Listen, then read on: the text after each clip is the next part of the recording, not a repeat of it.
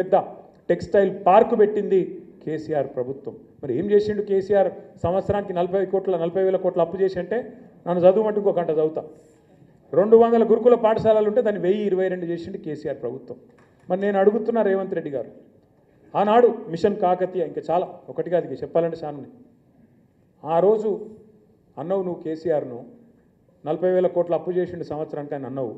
మరి ఇవాళ నీ ప్రభుత్వం వచ్చినాక 14 నెలల రేవంత్ రెడ్డి ప్రభుత్వం చేసిన అప్పు ఎంతో ఎరికేనా మీకు?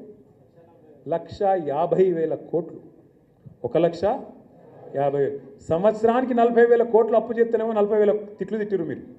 మరి 1,50,000 కోట్ల అప్పు నువ్వు చేస్తేవి.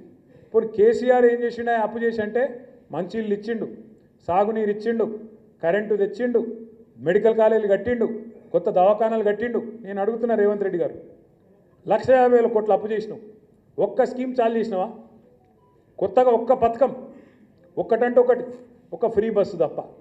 ఇక ఆ ఫ్రీ బస్సు ఎంత అందంగా ఉందో నాకంటే బాగా మీకేరు.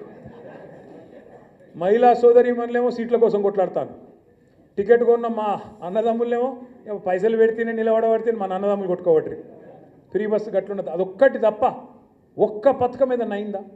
ఆ రైతు బంధుకే దిక్కులేదు. కేసీఆర్ గారు చెప్పిండు, మీకు చిలుకకు చెప్పినట్టు చెప్పిండు. ఏమన్నాడు? కాంగ్రెస్ కోటేస్తే రైతు బంధుకు రామ్ రామ్ అవుతుంది, యాది పెట్టుకోమన్నాడు. ఇలా అయిందా చెప్పినట్టు? ఇలా 1,50,000 కోట్ల అప్పు చేసి కొత్తగా ఒక్క ఇటుక పెట్టలే, కనీసం ఒక గోడ కట్టలే, కనీసం ఒక పథకం చాలు చేయలే. ఏడవైనా పైసలు మరి? ఢిల్లీలో ఠకీమని ఢిల్లీలో మాత్రం రాహుల్ గాంధీ కాడ పైన ఉండే ఢిల్లీ పెద్ద లెవెల్ అవుతున్నారో ఆడ మాత్రం మంచిగానే పడుతున్నాయి. అందుకే రేవంత్ రెడ్డి ఈడ మార్కులు పడుతున్నాయి, దుకాణం నడుస్తుంది. నేను మీ అందరినీ కోరేది ఒకటే, సరే కొంతమంది పోవచ్చు, నిజంగా కూడా కుండ వలిగింది కానీ కుక్క బుద్ధి తెలిసిందని గన్పూర్లో కూడా ఎవలేందో మనకు అర్థమైంది. గన్పూర్లో ఎవలేంది, ఎవల నీతి ఏంది, ఎవల నిజాయితీ ఏందో ఇలా ప్రజలకు అర్థమైంది, మనందరికి అర్థమైంది. ఇవాళ రాజయ్య గారి నేతృత్వంలో మీరు బ్రహ్మాండంగా పోరాటాల్లో ముంగట్టున్నారు. అన్ని మండల మీటింగ్లు బ్రహ్మాండంగా జరుగుతూ ఉన్నాయి. ఎప్పటికప్పుడు ఇక్కడ పార్టీ ఆఫీస్ కూడా రాజయ్య గారు చెప్తా ఉన్నారు, అన్న ఫలానా జరుగుతూ ఉంది, ఫలానా జరుగుతూ ఉందని. మనం కూడా తప్పకుండా రాబోయే రోజుల్లో, ఎందుకంటే ఇప్పుడు రైతులు ఒకరు కాదు ఇద్దరు కాదు 450 మంది పైచులకు ఆత్మహత్య చేసుకున్నారు రోజుకొకరు చొప్పున.